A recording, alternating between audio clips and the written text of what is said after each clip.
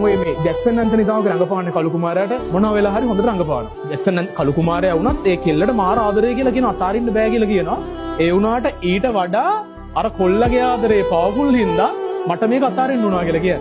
ඒ කියන්නේ ඔතනද ෆිල්ම් එකේ කෝ කන්සෙප්ට් එක ගත්තොත් එහෙම මට දැනෙච්ච විදියට එකම ගෑන් ළමයාට මේ සඳරැසුයි කළු කුමාරයා කියන දෙන්නම ආදරය කරාට මෙයාගේ ආදරේ යකෙක්ගේ ආදරයක් තියෙනවා.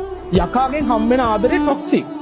ඒ යකාගෙන් ටොක්සික් ආදරයක් හම්බෙනකොට තමා මේ සඳරැස් ඇවිල්ලා කෙල්ලට ආදරය කරන්න පටන් ගන්නවා. ඒතර යකාගේ ටොක්සික් ආදරේ නැතුව කෙල්ල සඳරැස්ගේ තියෙන ප්‍රියෝලව කියලා ග්‍රැබ් කරනවා.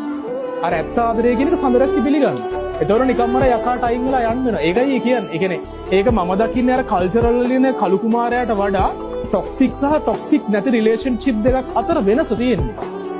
එහෙම එකක් තියෙනවා. ඊට පස්සේ එයා වෙන ආෆ්ටර් ලයිෆ් එක පටන් ගත්තට පස්සේ එයාගේ හිතේ අර එයා කලින් කෙනාට ආදරය කරන හින්දා තමන්ගේ වයිෆ්ට එයාගෙන එහෙම ලොකු ආදරයක් එයාගේ හිතේ නෑ සඳරැස්ගේ.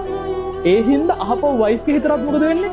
යකෙක් රින්ගනවා. තේරුණාද? ඒ තියෙන මැරේජ් ලයිෆ් එකක් ඇතුලේ තමන්ගේ කෙනාට ප්‍රයොරිටි එක දුන්න නැති වුණාට පස්සේ රිලේෂන්ෂිප් එක කන්ස්ටේබල් වෙන විදිහ.